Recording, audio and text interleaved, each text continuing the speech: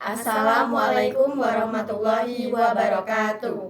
Kami dari kelompok 5. Pada video kali ini, kami akan menerangkan tentang penyakit menular seksual dengan sifilis sebagai contoh penyakitnya. Saya Fariska Maharistima Putri.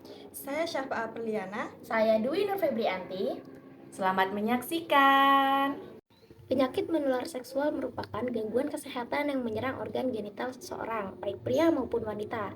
Penyakit menular seksual atau biasa dikenal infeksi menular seksual merupakan infeksi yang umumnya ditularkan melalui hubungan seks yang tidak aman. Penyebarannya pun bisa melalui darah, sperma, atau cairan tubuh lainnya.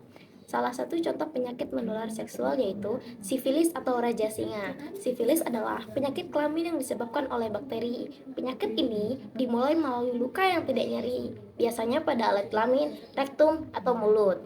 Penyebab terjadinya penyakit sifilis adalah disebabkan oleh infeksi bakteri Treponema pallidum yang menyebar melalui hubungan seks dengan penderita raja singa. Bakteri penyebab sifilis juga bisa menyebar melalui kontak fisik dengan luka di tubuh penderita. Cara penularan sifilis atau raja singa. Yang pertama yaitu melalui berhubungan seksual.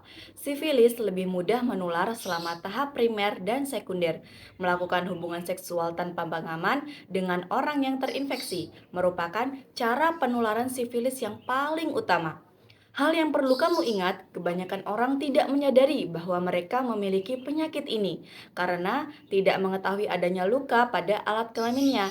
Karena itu, sangat penting untuk melakukan hubungan seksual yang aman dan tidak bergonta-ganti pasangan.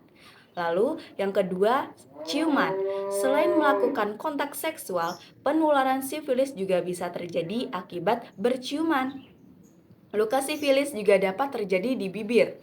Artinya, jika seseorang mencium pasangannya yang memiliki luka sifilis, maka bakteri yang ada pada luka tersebut dapat menginfeksi orang tersebut. Lalu yang ketiga, bersentuhan langsung dengan luka sifilis. Luka sifilis berbentuk bintik-bintik kasar berwarna merah atau coklat kemerahan dan menyebar di area kulit yang terbuka. Memang tidak kasat mata, luka sifilis tidak terlihat berbahaya dan seperti ruam biasa. Akan tetapi, kamu perlu menghindari dan jangan sekali-kali menyentuh luka ini secara langsung. Sebab bakteri penyebab sifilis dapat dengan mudah masuk ke dalam tubuh melalui kontak kulit dengan seseorang yang terinfeksi. Yang keempat, penularan dari ibu hamil pada bayi. Tak hanya orang dewasa, bayi ternyata juga menjadi kelompok individu yang mungkin mengalami sifilis. Hal ini bisa terjadi ketika ibu hamil terinfeksi bakteri penyebab sifilis. Sebagian besar bayi membawa penyakit ini saat masih di dalam kandungan. Tetapi ada juga bayi yang tertular sifilis selama proses persalinan. Penyebabnya karena bayi bersentuhan langsung dengan luka sifilis yang ada di organ intim ibu. Lalu selanjutnya ada resiko atau bahaya penyakit sifilis. Penyakit yang biasa juga kita kenal dengan nama sifilis atau raja singa ini pada awalnya akan menginfeksi kulit, alat kelamin, mulut hingga sistem saraf. Penyakit ini memiliki resiko yang bahaya pada penderitanya.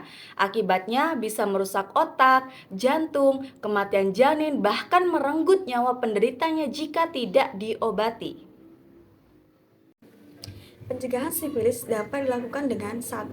Tidak melakukan hubungan seksual sebelum menikah. 2. Setia terhadap pasangan. 3. Gunakan pengaman saat berhubungan seksual. 4.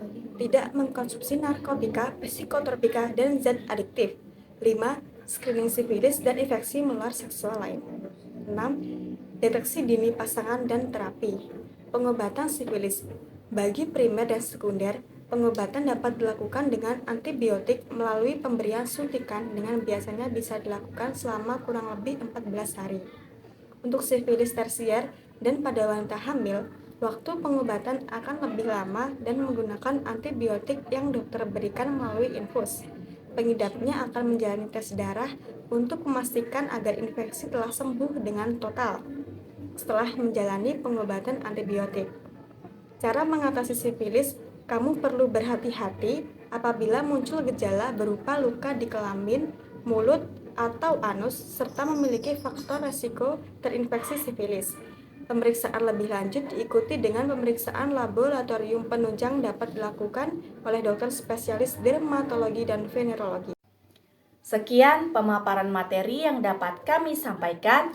Terima kasih. Wassalamualaikum warahmatullahi wabarakatuh.